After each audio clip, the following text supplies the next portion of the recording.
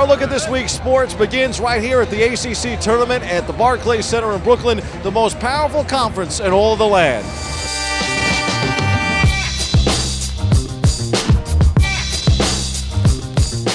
The name of the game come March is survive and move on.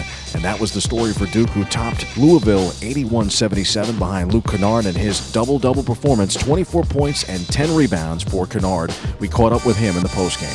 We were able to get a couple transition baskets. We were able to, just kind of push the ball a couple times and find some easy things. And then we carried it back down to the defensive end. We were able to get a couple stops and then, take it down the offensive end, and we continue to be aggressive. We're a team where we like to say shoot our bullets, and we shoot our shots, we hunt our shots, we stay aggressive, and that's what we were. I think our identity has to be formed around defense. I think everyone in the country knows that we can score. Everyone knows that we have versatile scorers, dynamic scorers. Luke and Jason and guys like Frank and Grayson who can just score the ball at will. So our identity has to be, on the defensive end. And when we play defense, when we find ways to get stops, we win ball games. Like Duke, Florida State also moved on Thursday night. They defeated Virginia Tech 74-68. We caught up with Terrence Mann in the postgame. He was one of 3 Florida State players in double figures. Let's talk about how big a victory this is for you guys this evening. It's definitely big compared to what we did last year. I think we lost in the second round. So it's definitely a good feeling for us to make it to the semifinals. Coming into this matchup, what were some of the things that Coach said you guys had to do in order to win this game? Rebound the ball is key. Rebound the ball and get downhill on offense and attack the glass at all times.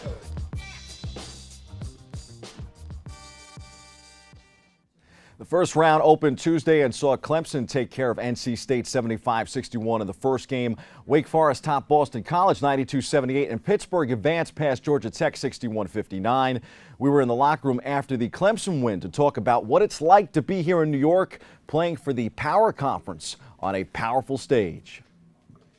50% from the field in the first half. You out-rebounded NC State. How important was it to get off to a terrific start this afternoon? We just came out here and played with great energy and great confidence. I think the starters really gave us a push.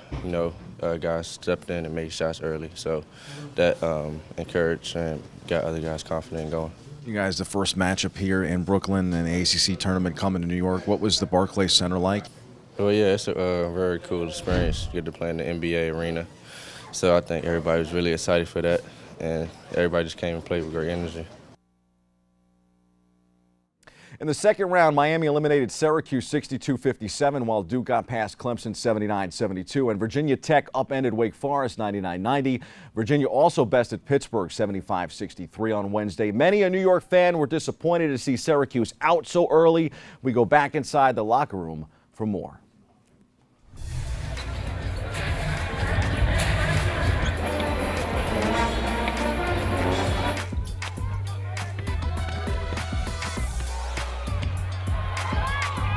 I thought we've come together really well as a team. We have so many new guys on this team playing huge roles. So it was tough in the end, like I said before, but we've built that bond as a team, and it got a lot better throughout the end of the season. How deflating is that when you play 29 seconds of good defense and then they bomb in a 3? Yeah, it's hard. You work really hard to get a good stop, and it just doesn't come up, and they end up getting a bucket, and that's hard. Definitely takes a toll out of you because you play for so long on the defensive end, and it just kind of kills you. We're a very great defensive team. Guys really have a hard time scoring on us, off the dribble one-on-one. We guard pick and rolls well, and that's been our main thing this whole season. We just got to play great defense, and just get guys out the lane, and just contest shots. It's a big win coming in because we get used to the court. Syracuse beat us at their place. We were well prepared. We were out in New York on Sunday. Got practicing Monday, Tuesday, and we got the win today. It was definitely motivating. We was all excited to play. A couple of us is our first time playing in the Brooklyn Center, so we was all excited.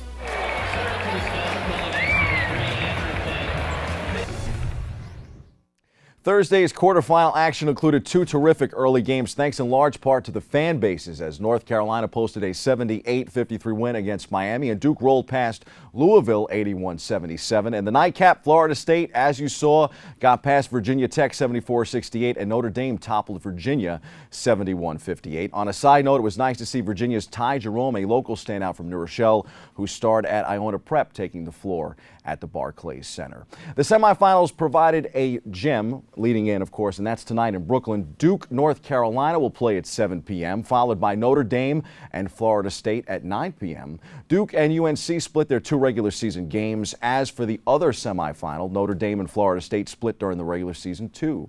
I'll take UNC and Notre Dame in the championship. The final is set for Saturday night at 9 p.m. In other college hoops action, congrats to Iona College for winning the MAC championship title. A real thriller, 87-86 over Siena. In overtime, the Gales will once again be dancing this March. St. John's men's basketball also looked pretty good in the early going of the Big East tourney this week. That was until they ran into defending national champion Villanova last night at the Garden. Number 2 Nova cruised past the Johnnies 108-67 in the quarters. Seton Hall also advanced in the quarters and will now face Nova tonight in the semifinals. The other semi features Xavier and Creighton. Time for some quick hitters from around the world of sports. The Nets are in Dallas tonight while the ACC tourney invades the Barclays Center.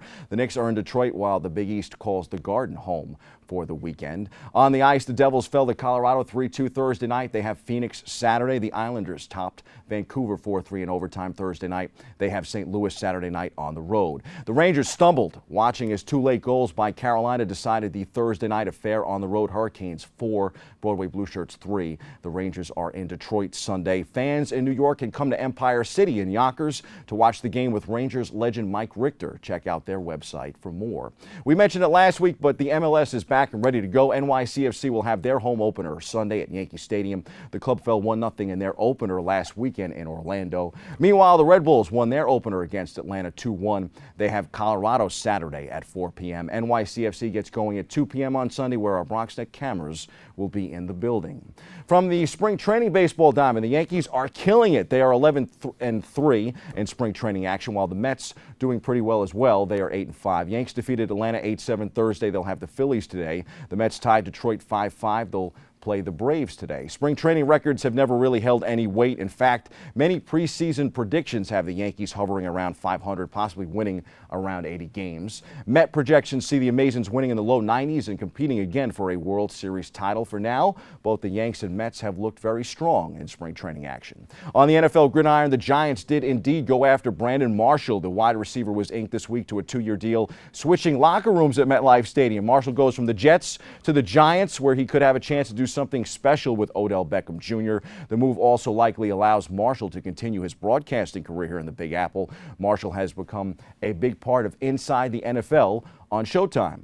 Former Yankee great Alex Rodriguez has agreed to a contract with Fox to be an analyst for the 2017 season. That news came down this week. A-Rod also made some headlines for news that he's been dating Bronx girl Jennifer Lopez. A-Rod is 41, J-Lo is 47. The power couple has reportedly been dating for about 4 months. J-Rod and the social media universe just exploded.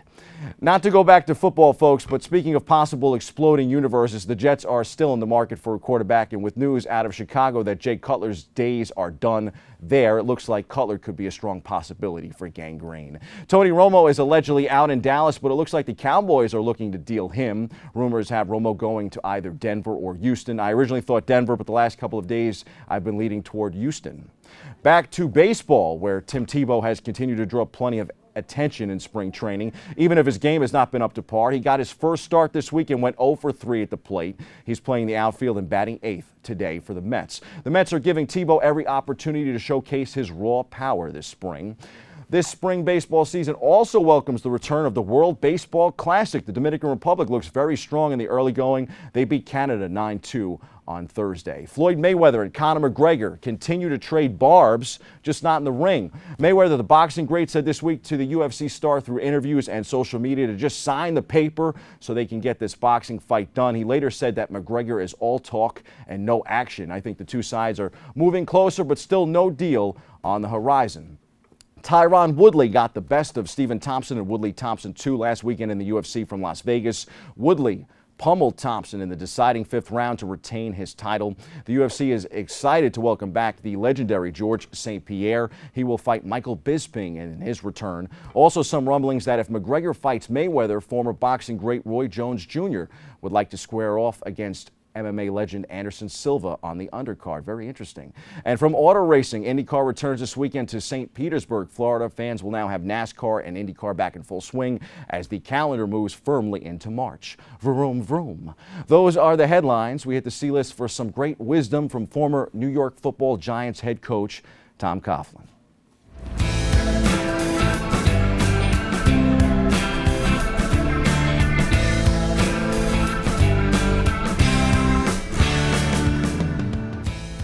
Well, sort of. Tom Coughlin, now the Jacksonville Jaguars executive vice president, addressed his new team this week in a state of the franchise address. He channeled the great Bruce Lee in his speech, sharing this anecdote from a friend of the late, great Lee's. Bruce had me up to 3 miles a day, really at a good pace. We'd run the 3 miles in 21 or 22 minutes, just under 8 minutes a mile. So this morning he says to me, we're going to go 5. I said to Bruce, I can't go 5. I'm a hell of a lot older than you, and I can't do 5. He says, when we get to 3, we'll shift gears, and it's only 2 more miles, and you can do it. I said, okay, I'll go for it. So we go to 3, and we're heading into the 4th mile, and I'm okay for the first 3 or 4 minutes, and then I really begin to give out. I'm tired. My heart is pounding. I can't go anymore. And I say to him, Bruce, if I run anymore, I'm liable to have a heart attack and die. And Bruce says to me, then die. It made me so mad I went the full 5 miles. Afterward, I went to the shower and I wanted to talk to him about that. And I said, why did you say that, Bruce? And he said, because you might as well be dead. Seriously, if you always put limits on what you can do, physical or anything else, it'll spread over the rest of your life. It will spread over your work and your morality into your entire being. There are no limits. There are only plateaus, but we must not stay there. We must fight ourselves beyond the plateaus. If it kills you, it kills you. A man must constantly exceed his level. A man's reach must exceed his grasp. I think this Bruce Lee story is fitting this week. It applies to Tim Tebow for his courage on the baseball diamond. And honestly, it applies to Alex Rodriguez for him chasing down Jennifer Lopez. I don't care if she's 47. You go, boy. No, seriously, I would expect nothing less from Tom Coughlin in this area of motivation. This Bruce Lee story is good for anyone. That's your sports. I'm Bobby C.